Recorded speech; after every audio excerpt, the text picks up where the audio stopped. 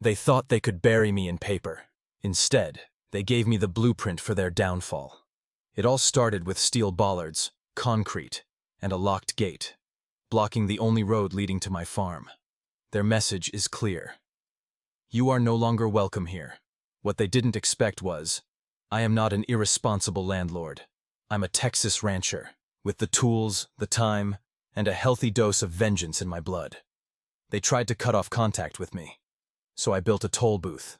Now, I sit here counting money while their HOA president stares at a budget hole the size of his ego.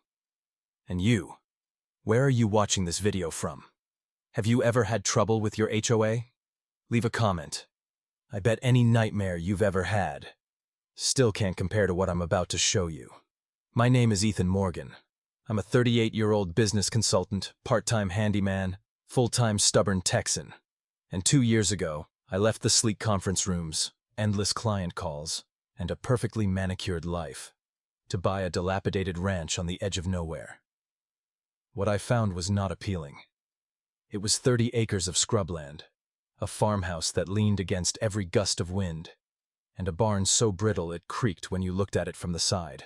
But while others see decline, I see a blank page, and more importantly, I saw freedom. The property had one feature that sealed the deal: a narrow, dusty road, more than 50 years old, that cuts through a small corner of a neighborhood called Copper.Yellow Grass. The houses are clean, the lawns are identical, and their HOA rules are thicker than the Bible. But I'm not in their HOA. I don't need to do that. Because that road comes with a legally recorded right-of-way, permanent, binding, and transparent. I have the right to use it, no matter who trims the hedges on either side. To them, I'm just a guy at the end of the road. With me, this land is a new beginning. I rolled up my sleeves and got to work. Automatic irrigation system, solar panels, chicken coops that open at sunrise and close at sunset, motion sensors for coyotes, goat tracking software that alerts if a goat starts walking around before giving birth. Here, I don't just live off the land. I rebuild myself with the land. And I'm no recluse. Families come from neighboring towns and even Golden Meadows on weekends. They'll buy fresh produce, ask about solar panels, trade blueberry muffins for eggs. Kids chase chickens through rows of pumpkins, while their parents shake my hand and call it amazing. But it was Frank and Eleanor Hamilton. They really made me feel at home. They lived just down the street, a couple in their 70s who had watched the neighborhood grow around them. Frank was a retired electrical engineer with calloused hands and a wry smile. He helped me troubleshoot irrigation sensors and argued with me about wiring over sweet tea. Eleanor? She baked. She left boxes of baked goods on my porch with notes like, "The storm is coming. Put the hens in the coop." We don't talk about HOAs. We talk about soil pH and chicken feed. We're not neighbors by geography. We're neighbors by choice. And for a while, everything was fine. The land was lush. My systems were running smoothly. I had peace. I had a purpose. I deserved every inch of that land. My farm has become my creative sanctuary and playground. But as I soon learned, peace comes at a price. And sometimes, just a new fence falling down is enough to destroy it. And the person holding the blueprint is wrong. It all started with a letter. Not a confrontation. Not a phone call. Just a plain white envelope tucked between a grocery list and an electric bill. The kind of letter that doesn't scream urgency until you read it. The reply address is as follows: Golden Meadows Homeowners Association. I'm not a member, so that caught me off guard. Still, I opened it up, thinking maybe someone had a question about my eggs or needed help with their sprinkler system again. Instead, what I found was a community meeting notice. Invited me to attend an upcoming HOA meeting to discuss improving security and unauthorized access to the road. That saying, illegal road access, stuck in my throat like a bone. I read it 3 times. It never mentioned my name. It didn't directly accuse anyone. But the language was according to the HOA textbook, vague, clinical, and deliberately elusive. The company's euphemisms are designed to keep you guessing. It's a veiled warning, masked as public concern. I immediately had a bad feeling. The road they were referring to, the only road that led to my farm, was also the road that connected to a right-of-way. Travel has been recorded to have existed since 1972. It is not illegal. It is a right. Mine. But this letter? It was not written out of curiosity or politeness. It comes with an agenda. The tone wasn't friendly. It was formal. Strategic. Like a chess move disguised as a handshake. So I circled the date on the calendar, put the letter down, and stared out the window at the trees. I had no idea what exactly they were planning. But I know this much. You shouldn't send that kind of letter unless you're about to go to war. The day of the meeting came with a spring thunderstorm, Texas style. Thunder rumbled low like distant artillery, and rain pounded against the roof of my truck as I drove into Central. Golden Meadows Community Center. I parked my mud-splattered pickup between two spotless luxury SUVs and immediately sensed the difference. I wasn't one of them. And they knew it. Inside, the chairs were already set. Neat rows, perfectly aligned. About 20 residents had shown up, dressed in pastel jackets and slacks as if they were attending a PTA gala, not a property rights ambush. I nodded to Frank Hamilton behind me, his face etched with concern. The atmosphere was polite, but stern. And then he walked in. Who is Maxwell Bennett? Tall, courteous, as charismatic as real estate developers tend to be, smiling just enough, but never blinking. He introduced himself with ease, boasting about his background in urban transformation and value-driven community development. It all sounded harmless enough, until he got to the final agenda item. Now, he said, adjusting his tie, I want to mention what we are calling Love.Ranch Road Image. Just like that, the room changed. With a deft click of the remote, a projector lights up. Renders appear, a gated entrance, landscaped columns, glossy brochures for a new extension called the Golden Meadows Estate. Homes starting at $1.2 million. Private clubhouse, tennis court, residents only. But there is, he says, one obstacle. An agricultural property not affiliated with the HOA currently uses the only eastbound access road, he said, never mentioning my name. It creates safety concerns, reduces visual consistency, and increases non-residential traffic. He failed to mention that the so-called agricultural property had been there for decades longer than the homes surrounding it. Then came the big reveal. To address this, Maxwell continued, construction will begin tomorrow on a controlled access gate system. Professional fencing, 24/7 surveillance, improved perimeter landscaping, all designed to protect our community and enhance long-term property values. He let the room absorb it. Non-residents are still allowed to use the road, he added calmly, through an annual inspection fee. The pass is $3,000. My jaw tightened. A few of my neighbors nodded. Others looked uncertain. Frank stared at the floor. Maxwell smiled like a man who thought he had just made a sale. This is a win-win, he said. Increased safety, increased equity, and of course, equitable cost sharing for road maintenance. We believe this is the right direction for Golden Meadows. Not a word about the rules of the road. Not a word of acknowledgement that the road had a legal, historical function long before the tennis courts came into the picture. I said nothing, not yet. I sat there listening, watching him lighten the room with a salesman's smile, knowing full well what he was really doing. Check the water before lighting the match. Gates are not just a matter of property value. That's pressure. And I'm the one they want off the board. I didn't mean to say. I came to listen, to observe, to confirm whether the vague letter was indeed a threat or simply an overreach by the HOA. But as soon as Maxwell uttered the phrase, non-resident access fees, something inside me snapped. My chair scraped loudly against the linoleum floor as I stood up. People turned. Some looked curious. Others looked as if they regretted showing up. Sorry, I said, my voice even but firm. I think there's some missing context here. Maxwell looked momentarily startled. He hadn't expected me there. That alone spoke volumes. He quickly recovered, but I had already opened the certified copy of my title deed, taken straight from the county register 2 weeks after I'd bought the land. My name is Ethan Morgan. I'm the owner of the farm you're talking about, and I'd like to clear up a few things for the record. I held up my hand to keep the path open. This is a permanent right-of-way that has been written and on file since 1972. Not verbal, not implied. It comes with the land, which means that no matter who buys it, me, the person before me, or whoever comes after, it includes the legal right to use that road. Period. I let the silence linger, then continued. There is no provision for amendments through a vote. There is no time limit. There is no conditional access based on neighborhood preferences or aesthetic judgments. A few of the residents shifted in their seats. A woman in the second row leaned forward slightly, squinting at the document in my hand. I'm not asking for any favors, I added. And I'm not here to pick a fight.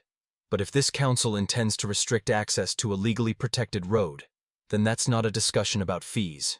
It's a legal issue. I didn't speak. I didn't have to. The weight of the document spoke. And in that moment, I wasn't just defending my land. I announced to the whole room, I know exactly where I stand. In theory, in principle, and on that path. Maxwell's smile never wavered. But his eyes hardened. He slowly stepped forward, his hands clasped before his chest like a preacher about to deliver bad news wrapped in velvet. Mr. Morgan, he said, his voice hoarse. A few whispers spread. Maxwell gestured vaguely toward the screen behind him, where the lace architecture. As you can see, our purpose is completely focused on safety, engagement, and long-term value for all involved. He didn't even look at the document I read. Instead, he started moving room direction, sliding back into familiar language. Maud do soften, rather than clarify. It's not a rebuttal, it's a dance. He clicked through the slides, showing projected growth figures. But I wasn't fooled, and neither were some others. From behind, I saw Frank. Hamilton shifted uncomfortably in his seat, gave me a look that said, "They never back down." Maxwell ended the story with a well-rehearsed shrug. Of course, all the legal technicalities will be looked into by our lawyers. But for now, construction will start at 7 a.m. tomorrow. Let's focus on the future. And so the meeting continued. They moved on to the pool renovation. The plans for the gate were declared complete. I sat down, my heart pounding. Not with fear, but with clarity. This was no misunderstanding. The issue is about power, and they just did. Draw a straight line through my land without even a knock on the door. The meeting ended. As I stepped out onto the porch of the community center, George, an older person, Maxwell doesn't give up. I stopped halfway. Has he done this in other communities? George nodded. I thanked him for the warning, but fear was already blossoming in my gut. The letter, the presentation, the elaborate performance, it wasn't just bad planning. It is a fight for rights. Then, when I asked the HOA office for official documentation of my land use rights, they told me that, convenient, that the files are under legal review and are temporarily inaccessible. Maxwell's exact words echoed in my mind. The judiciary is reviewing the validity of old travel rights in light of new security measures. Translation: we are delaying you while we are breaking ground. That night, as I walked home, headlights cut through the darkness as I paced the kitchen. I couldn't shake the image of the bulldozers waiting just beyond my vision. My instincts screamed louder than my reason, so I called someone who understood how bad the situation could get. Olivia Nguyen, an old college friend, now a real estate attorney. She picked up the phone on the third ring. I laid it all out. HOA tactics, rights of way, vague meeting agendas, roadblock plans. Olivia listened in silence, keys clicking in the background. When I was done, she let out a soft whistle. "Ethan," she said, "these HOAs can be cruel, but they can't ignore recorded rights of way. Property law doesn't work that way." Her tone was even, but not sweet. The law was on my side, after all. But she reminded me that justice acts very slowly. "Go to the county registrar's office tomorrow," she advised. "Get a certified copy of your title. If it's clean, and it sounds like it is, then they have no legal standing. But be prepared for delays. This could take weeks, maybe months." My voice dropped as anxiety rose. "They start construction tomorrow morning. Can we get an emergency injunction?" Olivia sighed. "That would take time. The courts are full. It would take us a few days at most, maybe weeks." She gave me a plan. Record everything. Take pictures. Record conversations if your state allows it. Keep a journal. Save every letter, every notice. If they completely block your access, call the sheriff. That could be considered unlawful detention. We hung up near midnight. Before going to bed, I grabbed my flashlight and walked down the gravel path from the porch to the street. My boots splashed in puddles. The rain had stopped, but the storm was not over. Indeed, orange flags and survey signs were spray-painted, roadside trash like a battle line. It was obvious they had planned that meeting long before. I hardly slept, and as dawn broke, the beep-beep-beep of construction trucks woke me up. As I reached the end of the driveway, an 8-foot steel fence is going up across the driveway to my house. The gateposts sank into the concrete. A yellow excavator rumbled beside it, workers hammering and drilling, ignoring me as if I wasn't even there. I asked for answers. They directed me to the HOA. An hour later, Maxwell appeared with designer shoes and cocky confidence, waving a permit that I was not allowed to read. "This is HOA property, Mr. Morgan," he said. "You'll need to apply to get in. $3,000 a year." He handed me a plastic card as if it were a favor. "Temporarily, of course. 7 days. We're not monsters." Are not. They are not monsters. They are just the type of people who mistake silence for surrender. The fence is up. The gate is real. And I am officially locked behind a wall I didn't build, paying to enter land I legally own. What a shame. But more than that, it's infuriating. I didn't scream. I didn't argue. I took the temporary access card from Patricia, cold, plastic, disdainful, and drove through the gate like a guest on my own property. As I pulled into the driveway, I had a destination in mind. County Registrar. It was a 30-minute drive downtown. I didn't bother changing out of my dusty boots. I walked straight through the marble lobby, past the metal detector, and into the dim, paper-scented archives of the Land Records Department. The case manager, a woman in her 60s with half-rimmed glasses dangling from a chain, looked up as I approached. "I'm looking for a documented driveway," I said. "The property entrance, Rachel Creek Road, outside Golden Meadows." She squinted, typed on the keyboard, and nodded. "It looks like you are looking at a right permanent travel, recorded in March 1972, attached to land plot 87C and its subplots." My heart calmed. "I need a certified copy. Give me 10 minutes. True to her word, she returned with 2 new pages, sealed with blue foil. I scanned each line as if I didn't know it by heart. The language was clear. The authority was firm. It wasn't vague or conditional. It exists with the land. No change in ownership, unaffected by HOA resolutions. The manager glanced at me as I put the documents in my briefcase. "That's strange," she said. "That's so certain. It's surprising that anyone would try to argue against it." I gave a half smile. "They don't object," I replied. "They ignore it."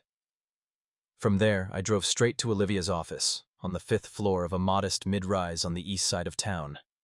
Her assistant ushered me in without a word. Olivia was already seated at her desk, surrounded by law books, 3 monitors open with real estate databases, and a half-drunk cup of coffee cooling next to her keyboard. I dropped the certified travel permit on her desk. She read it once, then read it again. "This is perfectly legal," she said finally. "They have no legal basis to block your access." She took off her glasses and leaned forward. "But they don't play legally. They play tactically. And right now they have the fence, the license, and a head start. So what should we do?" "We filed for a restraining order, starting the paperwork now. But with the court backlog, we're looking at a maximum of at least 3 weeks ago, when there is a hearing." I nodded. "And in the meantime, you document everything. Photos, videos, logs. Every time you swipe your card, every time someone from the HOA contacts you, write it down. If they completely deny access, we call the sheriff. It becomes an obstruction case." I left her office with a strategy, but also with a sad realization. This is not a quick fix. This is a siege. But what Maxwell didn't understand was, he's not the only one who knows how to build something that lasts. Back at the farm, I didn't go inside. I parked the truck, grabbed a copy of my survey, and headed for the property line. My boots crunched on the gravel, each step angrier than the last. The fence was complete now, 8 feet tall, matte black steel, cameras perched like vultures, and a keypad panel blinking red where the access card reader had been. But something is wrong. I stood at the edge of the fence, near where it curved. So subtle, almost imperceptible. It didn't match what I remembered from the survey map. The angle wasn't right. I stepped back, looked again, measured against the old oak tree near the edge of the meadow. I took out the folded survey sheet I had been carrying since I bought the land, checked this landmark against that landmark, the fence line against the easement line, and then, there it is. The gate not only blocked my path, it was also 3 feet deep inside my property. That changed everything. If they just block the entrance, it's a legal battle over the right-of-way. But if they built erecting permanent infrastructure on my land without permission, then they are not just hindrances, they are trespassers. And I'm not just a landlord anymore. I am a homeowner. They just parked a very expensive piece of equipment on my property. I stood there for a long time, letting the idea take shape. They want to turn my path into a source of income. Fine. But that game can only be played by 2 people. If part of their gate is on my land, then I've all access control on my side. That means I can build something for myself. A toll booth. Legal. Correct. And completely within my authority. I didn't say a word, didn't send an email, didn't warn them. I just smiled to myself and went back home. Let them think they won. I have to draw some blueprints. I didn't sleep that night. Not because I'm afraid, but because of the end together I have a plan. The kind of planning that doesn't involve yelling, threatening, or wasting breath on people who have already made the decisions. I won't fight them in meetings or plead with committees. I will speak the only language they respect: control. By morning, I had a rough sketch of the design. A small structure, no larger than a hunting tent, just large enough to hold a gate arm, a control box, and a camera mount. The booth itself would be located entirely on my property, right where their gate crossed the boundary. I called Ryan Cooper, an old friend and contractor who helped me rebuild my shed the year I moved in. Ryan doesn't like HOA politics. When I explained the situation, he didn't hesitate. "Tell me what you need," he said. "I'll bring the tools." We met that afternoon under an old oak tree, a measuring tape stretched between my boot and a flagged survey point. "Yeah," he said, spitting out a sunflower seed. "They crossed your line, just a little. But legally, that's enough." He squinted at the fence. "Aren't you going to tear it down?" "No," I said. "I want to build something that makes them wish they had." We spent the next 48 hours collecting everything. Wood, steel supports, LED signs, concrete, solar backup batteries. I handled the wiring, programmable arm controls, and sign layout. Ryan and his crew handled the excavation, framing, and roofing. We worked like ghosts, because, in a way, we were haunted, and we were not discreet about it. No tarps, no shelter. If they could build a wall in broad daylight, so I can. By Saturday evening, the foundation was poured. By Sunday morning, the toll booth was standing, painted and weatherproofed. A clean white structure with black trim, modest but sturdy, not a hut, but a statement. If there is one thing I have learned over the years, it is this.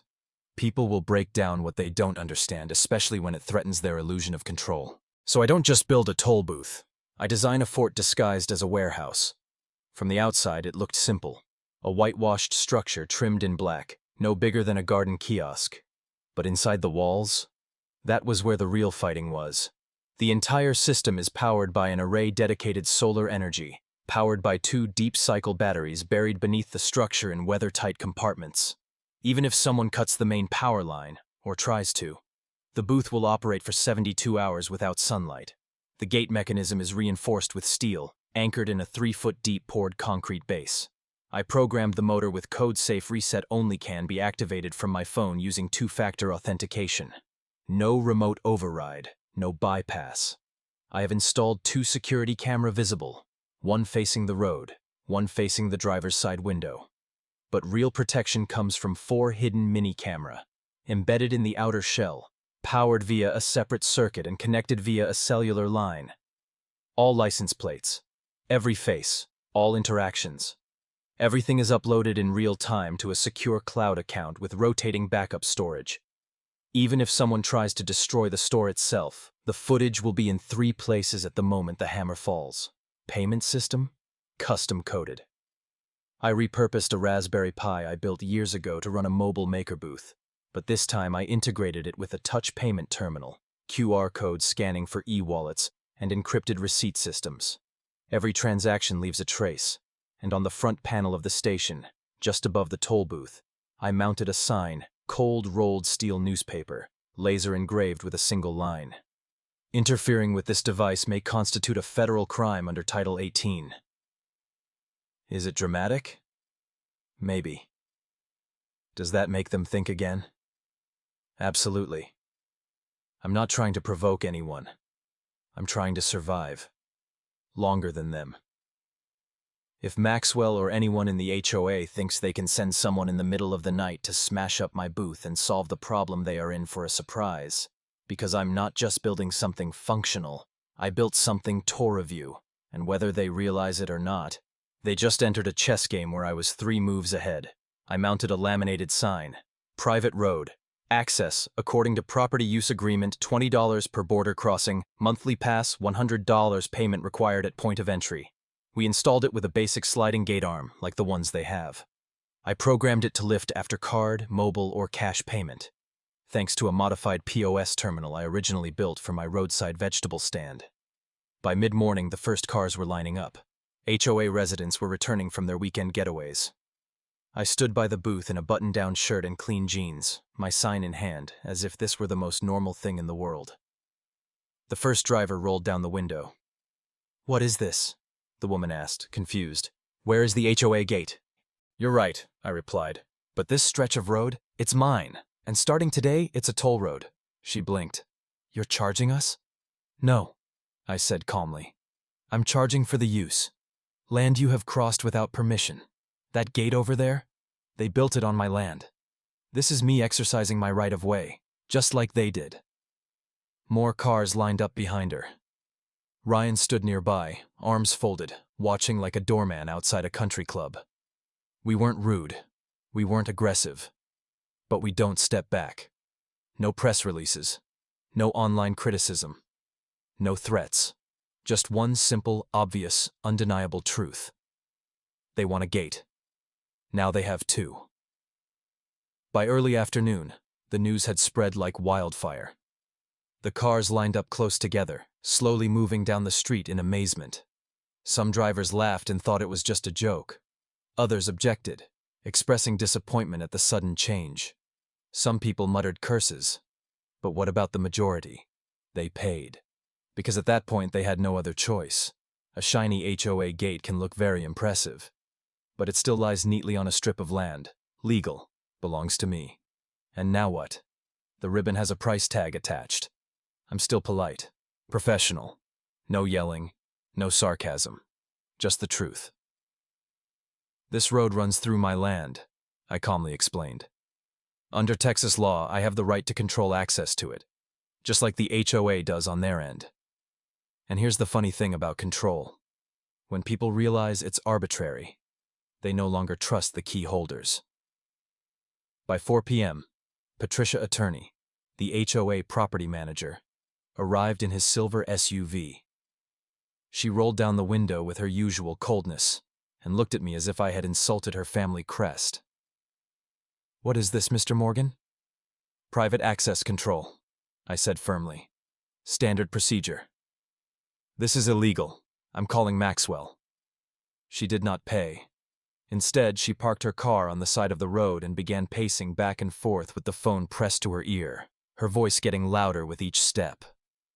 Nearby, a small group of residents watched from a safe distance and whispered to each other. Cracks began to appear. 30 minutes later, Maxwell Bennett has arrived, red-faced, impeccably dressed, temperamental. He stormed out of his SUV like a CEO entering a hostile boardroom.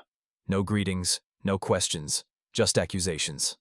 "What are you doing? This is blackmail. This is harassment." I am not deterred. Instead, I calmly opened the survey. Certified asset, clearance papers, and a printed map showing exactly how their gate encroaches on my land. I talked to my lawyer. The local authorities know. Everything is documented and within my jurisdiction. I told him calmly.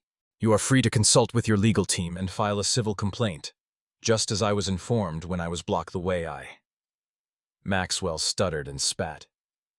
Do you think this little toll booth can stop us? I leaned against the toll booth, arms crossed. No, Maxwell. I think you have stop as soon as you build a gate on land that is not yours. I only charge rent. He turned and walked away, shouting into the phone as he went. But what about the residents? They did not follow him. And then she came, Zoe Sullivan, local reporter in Bien Hoa Austin Chronicle. The story came to her inbox via a frustrated HOA member who had to pay twice just to get home. She requested an interview. I gave her everything: documents, maps, background. I didn't start this fight, I told her, but I don't intend to lose it either. She took pictures, B-rolled cars driving past the booth, shot a full-length shot of me standing in front of the sign, arms hanging down, calm as ever. That night, as I closed the toll booth and watched the last headlights fade into the distance, I knew one thing for sure. HOA built their wall. But now what? They will have to fight to get past my station. And I just got my first fee. I built the stall knowing they would try to tear it down, because people like Maxwell Bennett don't argue. They dominate. And when control slips out of their hands, they don't negotiate. They destroy. 3 nights after the toll booth opened, at exactly 2:17 a.m., my phone vibrated on my nightstand. A motion alert. I was halfway up before the second ping. I have unlocked the feed, and there they were. 3 figures were creeping across the edge of my block like raccoons in suits. No words, just tools. A crowbar, a can of paint, a pair of bolt cutters. They moved too fast. Spray paint splashed onto the lens of the main camera. The terminal box was cracked open with just one swing. Sparks flew, wires snapped. A gloved fist repeatedly slammed down on the keyboard. But what they didn't know, what I believe they didn't know, was that the camera they thought they had blinded was just for show. Real eyes are watching from the shadows. 4 hidden feeds. Each angle is uploaded directly to the cloud server. Each file is backed up 3 times. Every golden second legal. And then it happened. The tallest one, frustrated, sweating under his hood, yanked it away and barked something at the others. Who is Maxwell Bennett? There was no trace of his shiny mask left. Just a red-faced, angry man trying to fix the damage with a crowbar. The short guy next to him glanced up. Sharp jaw, designer hair, nervous energy. William Davis, their lawyer. They thought no one was looking. They think the darkness makes them invisible. They were wrong. I waited until they left. 27 minutes of destruction and whispered panic. Then I called Olivia. Sent her everything. Then the sheriff. By morning, the stall looked like a battlefield. Screen broken, gate bent, wire broken. They did everything they could, except burn it. But I'm not angry. I'm ready. Officer Ramirez. Exit showed up just after dawn. I gave him a flash drive and 2 printed photos. One of Maxwell's mid-shots. One of the Davises, mouth agape, glanced toward the camera that had just sealed their fate. Ramirez watched the footage in silence. Then he nodded. Do you want to sue? I do not hesitate. 1 by 1. The report listed trespassing, destruction of personal property, attempted theft of a secure payment system. Total damage was just over $8,000. Enough to get a judge's attention. By noon, Maxwell was summoned for questioning. No arrests, not yet. But for a man like him, get used to shaking hands and signing contracts. The mere fact that his name is associated with vandalism is toxic.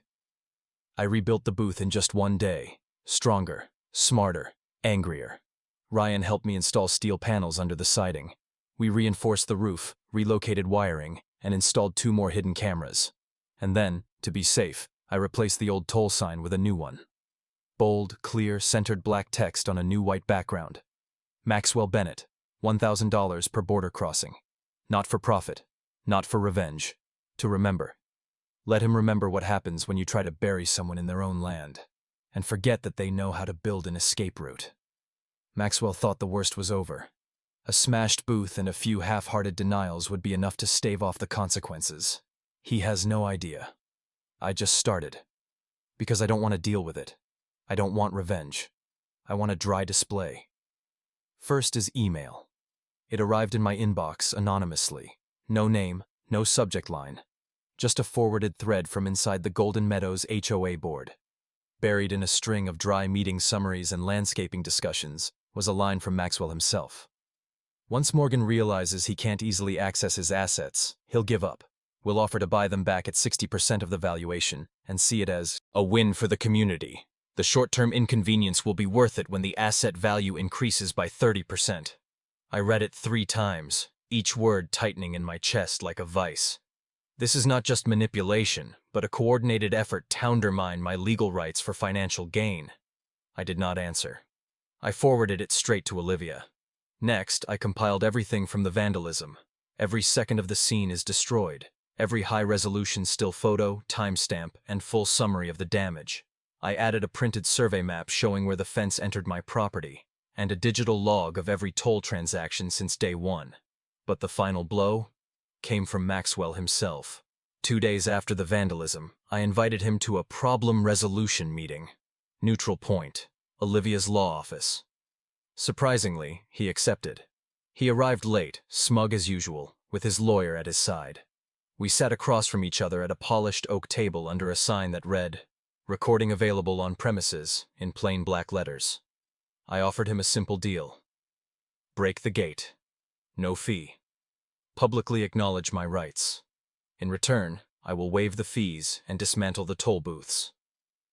He scoffed. Then he leaned back in his chair and began to talk. Too much. Do you think I'm afraid of your dirty media tricks? I let the board eat out of my hands. They didn't even read the report. They voted the way I told them to. Right of way? That's a footnote. Development is what matters. You want peace? No way. Or sell, or bleed slowly in court. He thinks he is invulnerable. What he didn't realize was that Texas is a state with a one-party consensus, and Olivia started recording. When the meeting ended, I walked out in a calm state. No threats, no raising my voice, just nodding. Because now I have everything. Video of vandalism, emails internal stated clearly intended to force me to leave that land, and a legally obtained recording of Maxwell admitted to manipulating the board and intentionally blocking travel rights. I don't call a lawyer. I called a reporter pill. Then I called Frank, and George, and Nancy Fletcher. It's time for the entire community to know what kind of person their HOA operator is. The room did not explode. It has moved, like a storm brewing, silent but charged. Maxwell stood at the front, trying to command the meeting as he always did. He adjusted his tie, cleared his throat, and tried to speak in that same cocky cadence. But it didn't land. People no longer consider him a leader. They looked at him as if he were a burden. Nancy Fletcher, standing next to the podium, held up printed materials with a steady hand. The first was an internal email outlining a carefully calculated plan to evict me from my land. Next are still frames from surveillance footage showing Maxwell swinging a crowbar. Then there was the audio. His own voice bragging about manipulating board votes, ignoring legal boundaries, and prioritizing profits over principles. By the time everything had been read aloud, no one sits comfortably. Frank Hamilton raised his hand from the 3rd row. His voice did not tremble. I think we've heard enough. What happens next? What happened next was quick. One movement. A vote. No need to argue. Maxwell was stripped of power. Not by force, but by the weight of truth that was pulling him down. He didn't object. Actually, he didn't. He just stood there. Small for the first time, eyes darting between his old allies and now staring blankly at him. Patricia didn't say a word, just picked up her tablet and left. The council moved quickly. They didn't need a committee. They needed to fix it. Cure. Fence project? Frozen. Gateway? Deleted this week. And my right of way? That's no longer a point of contention. It has been codified, approved, and put into policy. No more threats. No more temporary passes. Just a gentle line on paper that says what I've known all along. This land is mine. The road is still open. No celebration followed. Just a relief. People walked out of the hall as if they had been holding their breath for months. Some people stopped to shake my hand. Others just nodded, shyly but sincerely. The problem is not that he likes me. It's about knowing them. Has been played, and finally decided to do something about it. The power that was once in Maxwell's hands now dissipated like a seed. Back to the community he tried to dominate. And as the sun set behind the hills that evening, one truth settled in the dust and silence. The gate was created to imprison me, became the last person to free them. When the last gatepost was pulled from the ground and the road opened again, I did not feel victorious. I feel responsible. Because now that the screaming had stopped and the dust had settled, the question still hung heavy in the air. What can we build from silence? Golden Meadows isn't just recovering from a scandal. It's learning to breathe again, to look each other in the eye without suspicion, without HOA politics turning every conversation into a rule-based debate. And so I made a decision. If they finally stop fighting, then I was ready to start share. I started with the barn. It's been standing at the edge of my property like an old guard post since the day I moved in. But now I've cleaned it up, rewired it, insulated the walls, and turned it into something new, a seminar class. Every Saturday morning, Frank Hamilton arrives early with a toolbox in hand. Together, we teach neighborhood kids the basics of electrical circuits, solar panels, and DIY home automation.